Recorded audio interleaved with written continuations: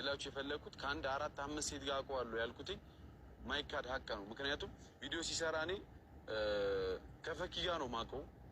ብዙ ጊዜ አሙ ከፈኪ ጋር ቪዲዮ ይሰራ ነበር። ምን አይነት ነገር እየሰሩ ይሁን ምን ላይ ይድረሱ ምን ይፈጠር ማውቀው ነገር የለም።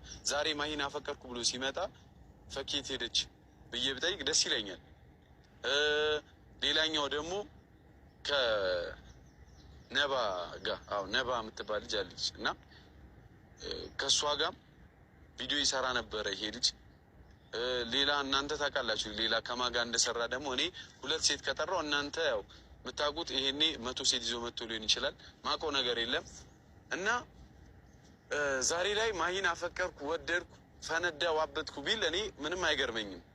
ለምን እንዳልኳችሁ ታውቃላችሁ? ከዛ በፊት 4-5 ሴት ጋር አፈቀርኩ ወደድኩ ብሎ እየሰራ ነበረ መሰለኝ። እና ቤተሰቦቼ እኔ ምንም ያጠፋው ጥፋት የለም። ማሂ በጣም የዋህ ልጅ ናት። ሰውን ማስቀየም አትችልበትም። እንዲህ አሁን ሂድ ከዚህ ብላ መግፋት ስለማትችል ነው።